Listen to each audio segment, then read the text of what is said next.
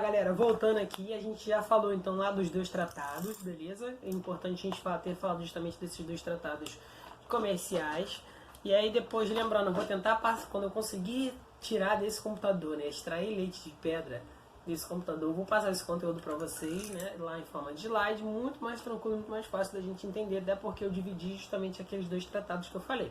E a gente vai para uma parte mais interessante, falar sobre a questão justamente como essa família real chega no Brasil, né? Eles não vão vir sozinhos, galera, eles vão vir justamente com uma mulada, né, justamente toda aquela corte real, em torno de mais ou menos 15 mil pessoas, né? São quase centenas e centenas de navios, né? São quase 1000 navios para trazer essa galera toda. Lembrando que era uma viagem extremamente difícil, não é uma viagem fácil, tudo bem que eles já sabiam, né, as rotas, só que você tem períodos para poder justamente sair da Europa, vir para o Brasil. Lembrando que as pessoas ainda navegavam através de vela, e para você navegar pela vela você precisa de ventos, de corrente marítima, você ainda não tinha... A invenção do motor a vapor ainda tinha acabado de nascer, então você ainda navegava ainda de forma bem primitiva. Então para você sair também às pressas era bem complicado. Então vamos lá, para a gente falar, né, sobre essa chegada da família real aqui no Brasil, qual é a grande questão? Vai chegar uma galera aqui, e aí ele precisa, com todos esses tratados comerciais que ele fez antes do Dom João VI, né, com os ingleses, ele precisava de alguma forma agradar, ter apoio político aqui, né? Porque todo rei precisa de apoio político, ele não governa simplesmente absoluto, né? Se as pessoas quiserem, uma hora vai acabar caçando a cabeça dele, assim como o pessoal fez lá na Revolução Francesa, e é por isso que boa parte dos monarcas tem medo justamente, tiveram medo da Revolução Francesa, né? E aí, para ele começar a ganhar apoio local, ele começa a fazer o seguinte, né? Ele começa a dar títulos de nobreza às elites locais, né? Às pequenas burguesias locais. Isso vai começar depois, lá na frente, galera, que a gente vai ver, a gerar um transtorno entre duas partes, né? Os brasilianos e os coibrãs, mas a gente vai ver isso um pouco mais pra frente. Show? Mas só pra gente ver que vai começar a criar uma diferenciação entre os brasileiros, filhos brasileiros nascidos aqui, né, os filhos portugueses nascidos aqui, que vieram, desenvolveram e já estão aqui na Terra já há bastante tempo, e de portugueses que vieram justamente com essa corte. E aí a gente vai falar principalmente por um outro fator, sobre a questão do fator, né, da urbanização. O Rio de Janeiro não era urbanizado nesse período, e a gente vai ver que há necessidade justamente da criação de uma urbanização no Rio de Janeiro, né, para receber a família real. Então a gente vai ver que vai ter a criação do Palácio Real lá na Quinta da Boa Vista, lindo, maravilhoso, que vocês hoje em dia, infelizmente, que era o Museu Nacional que pegou fogo, né, há um ano atrás. E a gente vai ver que era um palácio extremamente muito rico, era um espaço muito bonito. E a gente lembrava que é o seguinte, São Cristóvão era um dos lugares mais valorizados no Brasil nesse período, e isso se tornou valorizado ainda por muitos anos, né? E aí ele precisava criar meios de entretenimento para toda essa corte que ele trouxe, porque lá na Europa as pessoas já estavam acostumadas com o teatro, já estavam acostumadas com o entretenimento, né? Já tinha uma vida social muito, muito forte. E aí você vem para a América do Sul, para a colônia, que aí você ainda tinha poucas questões de entretenimento, poucas questões sociais, você ainda não tinha teatro, e aí é nesse momento que ele começa a criar justamente bibliotecas, cria o Banco do Brasil, porque você já tinha questão do capital, então ele cria o Banco do Brasil, ele cria o Jardim Botânico, cria a Biblioteca Real, que é hoje o Arquivo Nacional, também dá incentivo à criação do Real Gabinete Português, né, que é hoje a quarta biblioteca mais linda do mundo, né? Ela parece até a biblioteca lá do Harry Potter, não sei quem gosta, mas eu gosto, né? A biblioteca lá de Hogwarts. E aí só para lembrar o seguinte, né, que quando ele vem para o Brasil com essa galera toda, ele começa a transformar também o Rio de Janeiro. É por isso que o Rio de Janeiro hoje ainda tem tantos resquícios justamente lá do período joanino, né, porque ele teve a necessidade justamente de transformar a cidade. Ele cria a escola de medicina, ele cria também a escola de belas artes. E aí, se você der uma olhada lá para o centro do Rio, né, principalmente ali na Praça da Cinelândia, que é o centrozinho ali do Rio, você vai ver que de um lado, assim, da frente, você vai ter a Biblioteca Nacional, você do outro lado você vai ver que tem o Museu de Belas Artes, né? Ah, mas professor, não foi criado no mesmo período? Sim, mas teve a necessidade do incentivo da criação, beleza? E aí você vai ver que justamente vai ser nesse período, né? E aí a gente vai ver uma coisa muito interessante que a gente vai ver em arte. Vocês depois vão ver lá justamente o professor de artes, que é a Missão Francesa, que você vai ter o Debré, né? Que é um famoso pintor francês. Só uma coisa, pessoal, mas professor, o Joãozinho não veio para cá por causa dos franceses? Sim, galera, mas a gente já está falando de 1816 e o Napoleão já estava em isolamento já nesse período, beleza? Ele já estava lá já tinha sido já isolado e expulso da França. E aí, para a gente começar a entender o seguinte, né? Que essa missão francesa é muito importante porque você vai ter a primeira construção dos retratos do Brasil, né? O que é o Brasil naquele período? Como que era a questão social, como que era as pessoas, como que funcionava a corte, como se estruturava a sociedade, né? E aí você vai ter justamente pelos relatos dessa missão francesa no Brasil, beleza? E aí depois vocês podem estudar melhor isso lá com o professor de arte, lindo, maravilhosa, que é a Dani, que vai ajudar muito vocês nessa questão, beleza? Então, vamos lá, galera, vamos dando continuidade.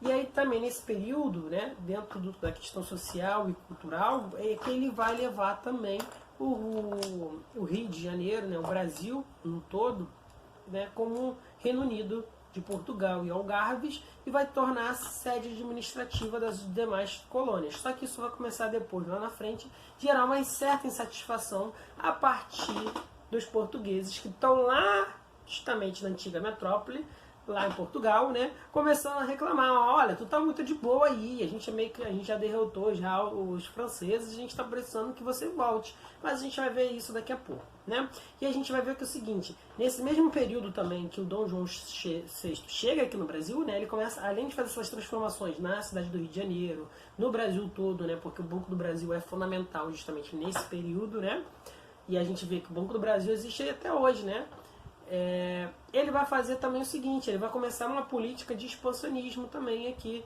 nas colônias. Como que ele vai fazer isso? Primeiro ele vai querer se vingar, né? Então ele chega aqui no Brasil, aí tem a Guiana Francesa aqui, mais a próxima região nordeste aqui, e aí ele faz o seguinte, entre ali o norte e o nordeste do Brasil, né? Fica a Guiana Francesa, ele invade a Guiana Francesa e tenta a anexação, né? Só que aí você tem várias questões de custo, a logística também não auxiliava, porque era uma região muito distante, né, do centro urbano do Brasil, porque o centro urbano do Brasil já começa no sudeste, e aí você tem toda essa questão para justamente combater. E aí ele meio insatisfeito vai lá e tenta justamente nesse mesmo período anexar, né, a Guerra da Cisplatina, anexar o que é o território hoje do Uruguai, né?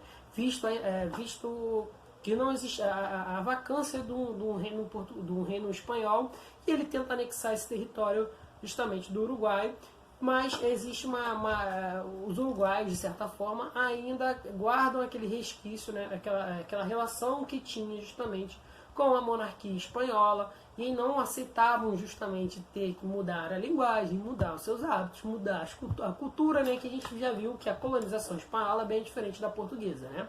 A colonização espanhola é muito mais ligada para o aspecto do desenvolvimento da cidade, da criação de um novo mundo, e a criação das colônias portuguesas é muito mais ligada a uma questão de exploração, né, de buscar justamente explorar recursos nessas colônias. Então são dois aspectos bem diferentes. E aí a gente vai ver também que nesse mesmo período vai ocorrer a Revolução Pernambucana. O que é essa Revolução Pernambucana? Ela vai ocorrer, galera, muito, né, principalmente em Pernambuco, mas ela meio que vai se espalhar pela região nordeste, né, porque os políticos locais, os governadores de capitania, né, se revoltaram justamente porque o aumento dos impostos por causa da Guerra da Cisplatina. Tá bom? Então eles começaram a fazer um levante, né, para criar justamente a independência de Pernambuco, né, que Pernambuco se tornasse independente principalmente aos moldes dos Estados Unidos e da França, né?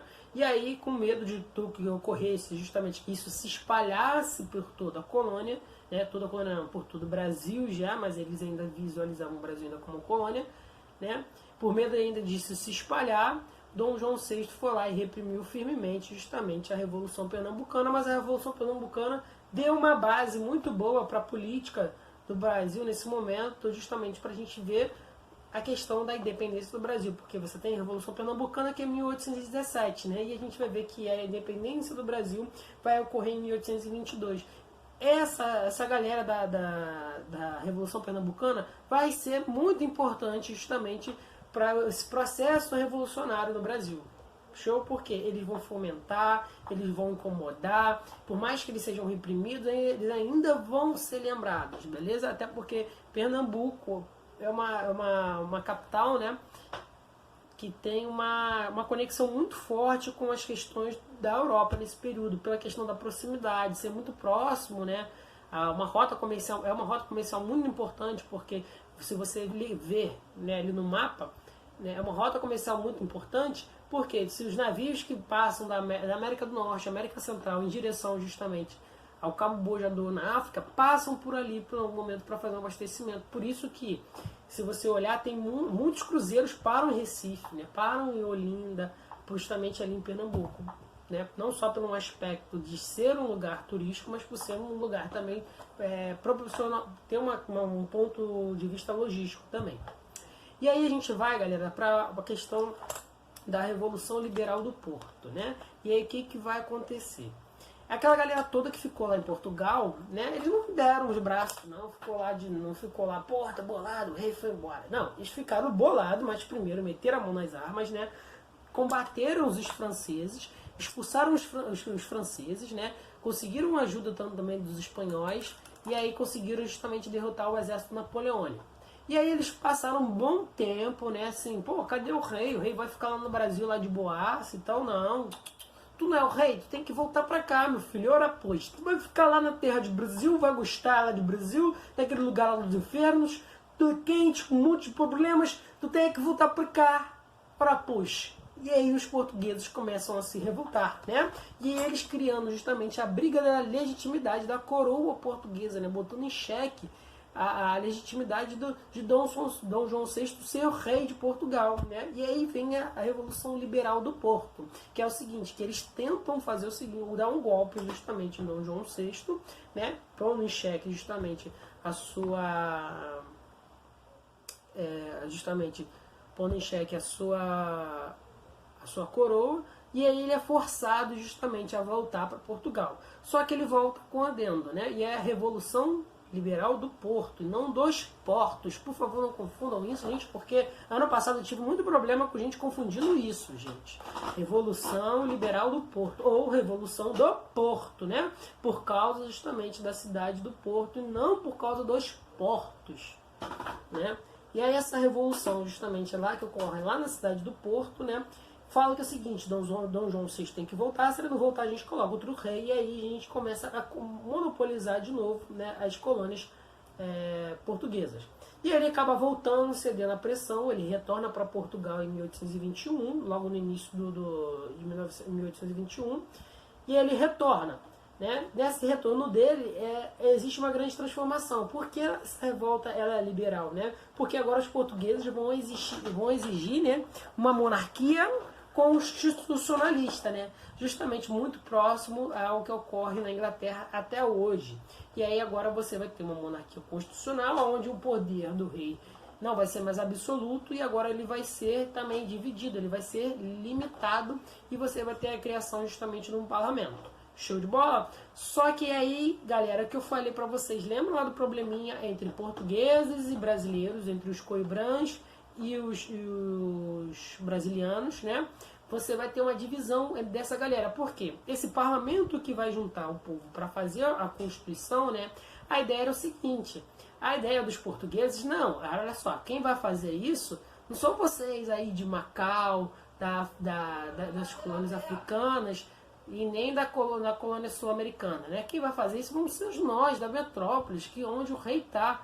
E aí a galera do Brasil, a gente que segurou o rei aqui por muito tempo, toda a galera aqui tem direito justamente a sentar à mesa junto para construir a Constituição, né? E aí começa um monte de imbróglio, né?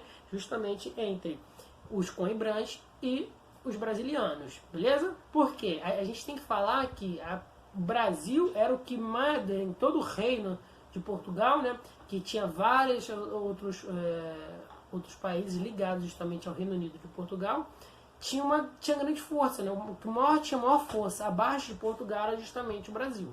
Beleza? Muito pela questão comercial, muito pela questão do tamanho e justamente pelo que a gente viu, porque o Dom João VI ele deu muito apoio para a criação de elites, né? Na colônia, na antiga colônia brasileira, né? E agora país. E agora a grande questão dessa, galera, é o seguinte, que isso também começa a gerar conflitos dentro da própria coroa portuguesa. Por quê?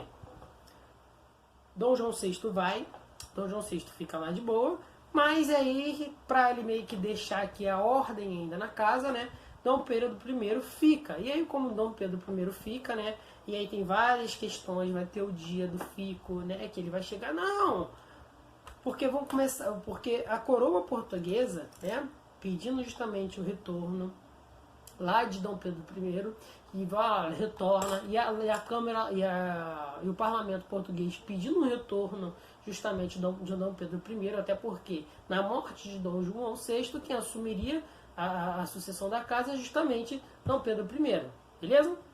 E aí qual é a grande questão disso, galera? Dom Pedro I fica aqui no Brasil como príncipe regente, né?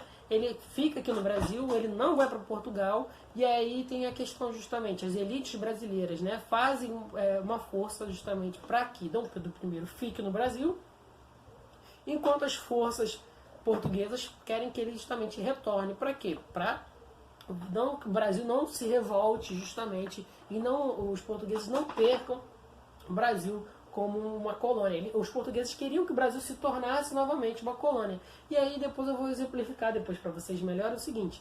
Brasil era uma colônia, Dom João VI veio para o Brasil deixou de ser colônia, virou país, faz parte agora do Reino Unido do Brasil. Dom João VI retorna para Portugal. Nessa que ele retorna para Portugal, o parlamento português quer que o Brasil agora retorne a ser uma colônia. Aí, nesse período também de formação, de Constituição, né, os próprios brasileiros queriam participar, mas eles, como colônia, não tinham mais autonomia. E aí que justamente Dom Pedro I fica no Brasil. Nessa que ele fica no Brasil, né, o dia do fico, ele marca pelo bem da nação, eu fico, né, e aí conhecido como o dia do fico. E aí que dá início em si ao processo de independência do Brasil, né? Independência de forma administrativa. Por quê? Né? Então lá no dia... lá justamente no dia 7 de setembro de 1822, Dom Pedro I declara às margens do rio Ipiranga, lá em São Paulo, a independência do Brasil, porque ele veio recebendo vários conjuntos de leis diretas para serem obedecidas justamente aqui no Brasil. Então, olha só, ele era um príncipe regente aqui. Ele falou, tá bom, você não quer voltar não? Então a gente vai começar a fazer o seguinte, você vai ter que ter leis que vão ter que ser obedecidas de qualquer jeito, senão a gente invade. Então, ele viu todas as medidas que ele não teria mais voz aqui no Brasil, ele resolve proclamar a independência do Brasil. Só que tem um grande problema aqui, que é o seguinte, que ele vai estar ligado diretamente ainda à coroa portuguesa, beleza? Então, olha só, eu quero que vocês consigam entender o seguinte, né? Saída lá justamente da Europa, empurrado pelos franceses, vinda para a família real no Brasil, transformações sociais, políticas e econômicas, né?